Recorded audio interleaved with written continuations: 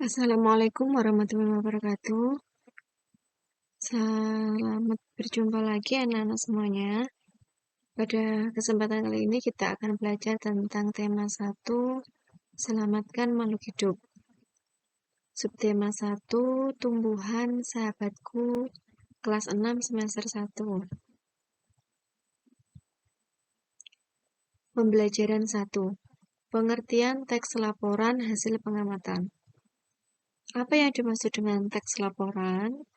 Teks laporan adalah teks yang berisi informasi berdasarkan pengamatan yang sudah dilakukan. Jadi, setelah kita melakukan pengamatan terhadap suatu kejadian atau peristiwa, setelah itu kita membuat laporan. Nah, laporan itu disebut teks laporan. Teks laporan hasil pengamatan berisi yang pertama adalah informasi umum, kemudian kumpulan fakta-fakta, ya. Fakta-fakta itu adalah kejadian nyata, temuan-temuan yang ditemukan pada waktu pengamatan, kemudian simpulan dari fakta-fakta yang sudah ditemukan. Kemudian teks laporan juga terdapat ide pokok.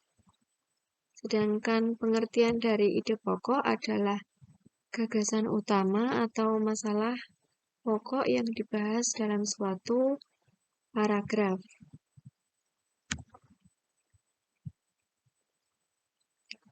Perhatikan contoh berikut. Ini ada suatu paragraf yang bercerita tentang nasi dan jagung sebagai makanan pokok. Selain nasi dan jagung sebagai makanan pokok masyarakat Indonesia, terdapat pula singkong. Singkong termasuk tanaman umbi-umbian.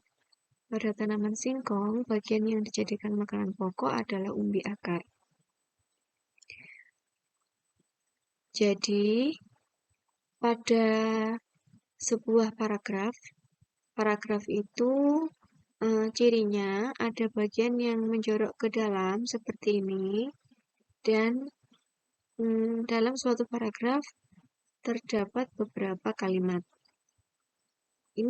Paragraf ini ada berapa kalimat? Kita hitung. Kalimat itu diawali dengan huruf besar dan diakhiri dengan titik. Seperti ini ada berapa kalimat? Kita hitung. Berarti 1 kalimat, 2 kalimat, 3 kalimat. Jadi paragraf ini terdiri dari 3 kalimat. Lalu, ide pokok paragraf tersebut apa?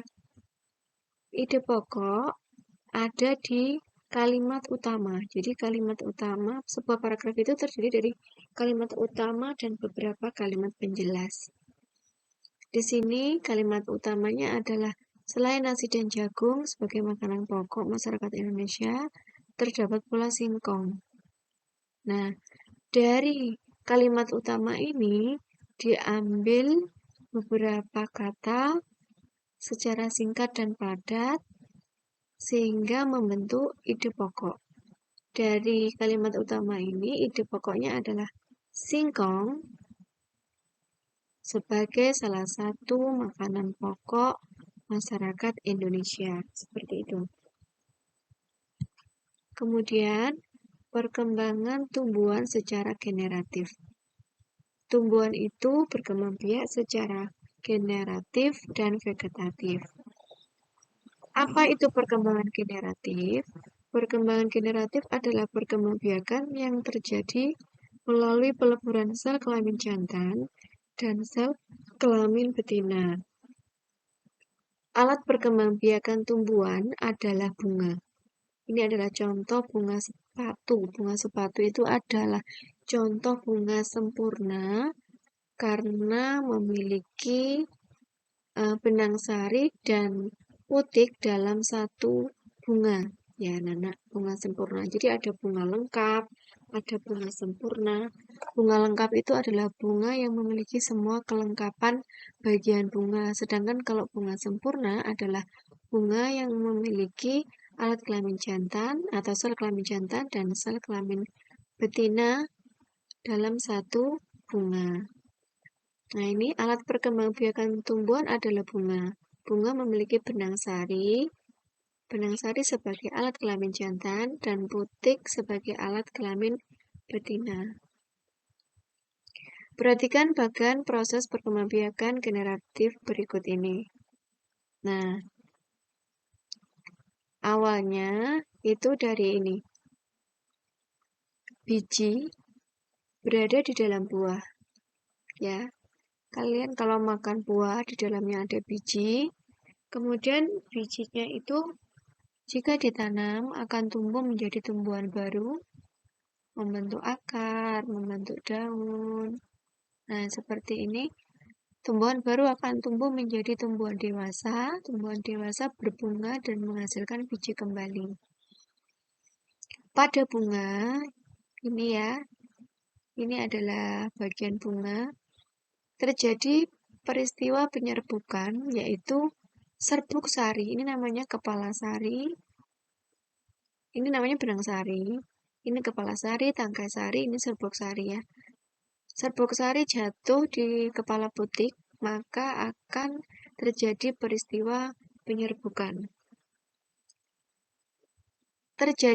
Setelah penyerbukan akan terjadi peristiwa pembuahan, yaitu serbuk sari atau sel kelamin jantan melebur dengan sel telur atau sel kelamin betina.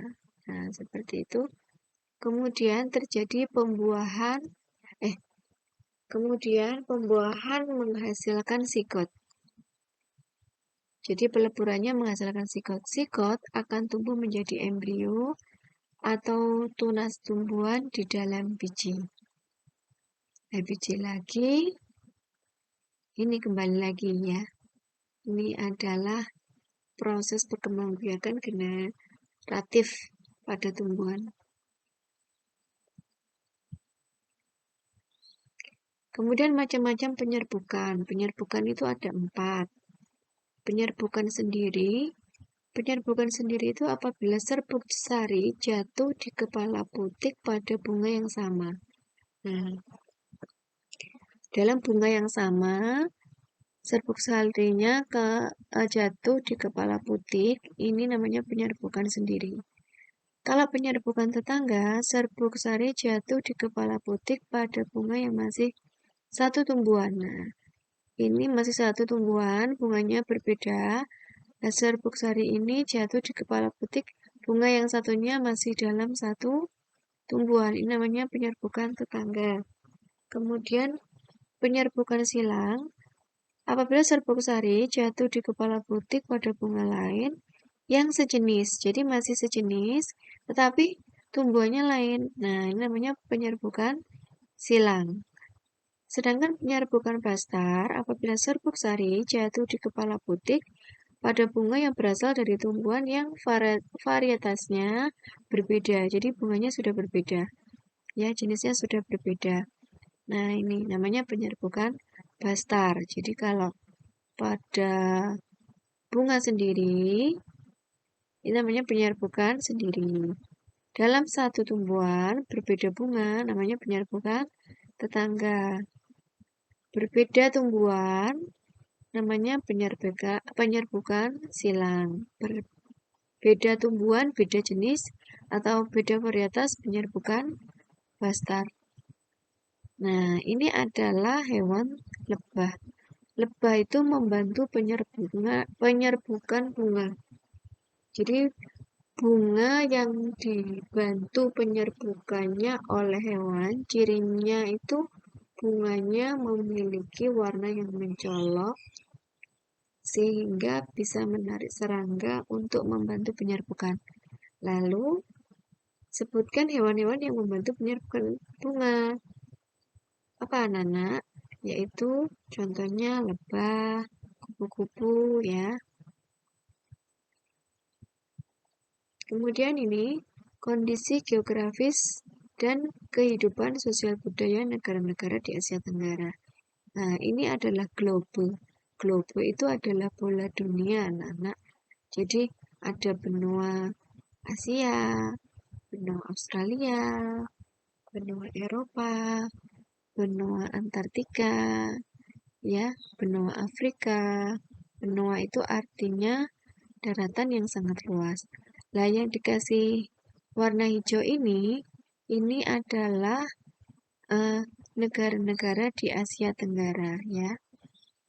Negara-negara di Asia Tenggara umumnya memiliki kondisi geografis yang sama. Akan tetapi, kesamaan kondisi geografis tersebut tidak menjamin kehidupan sosial budayanya pun sama. Nah, di Asia Tenggara itu ada kawasan Asia Tenggara bergabung dalam suatu perkumpulan atau perhimpunan namanya ASEAN. Nah, sekarang kita bahas dulu ASEAN ya. Berdasarkan letak geografisnya, negara Indonesia berada di kawasan Asia Tenggara yang terletak di antara benua Asia dan benua Australia. Ini benua Asia dan benua Australia. Serta di antara Samudra Pasifik dan Samudra Hindia. Dengan demikian, yang termasuk negara tetangga adalah negara-negara yang berada di kawasan Asia Tenggara yang meliputi Malaysia, Singapura, Brunei, Darussalam, Filipina, Thailand, Myanmar, Kamboja, Vietnam, Laos, dan Timor Leste. Selain negara-negara yang berada di kawasan Asia Tenggara, negara tetangga Indonesia juga meliputi Papua Nugini yang berbatasan langsung dan berbagi wilayah dengan Indonesia di sebelah timur, tepatnya di Pulau Papua, serta negara Australia yang berada di sebelah tenggara negara kita. Nah, ini Papua Nugini di sini. Negara tetangga Indonesia, khususnya negara-negara yang berada di kawasan Asia Tenggara, bergabung dalam suatu perhimpunan yang disebut ASEAN. Apa itu ASEAN? ASEAN itu singkatannya Association of Southeast Asian Nations atau Perhimpunan Bangsa-Bangsa di Asia Tenggara. Kemudian terbentuknya ASEAN berdasarkan letak geografis dan potensi ekonomi yang dimiliki oleh negara-negara di kawasan Asia Tenggara.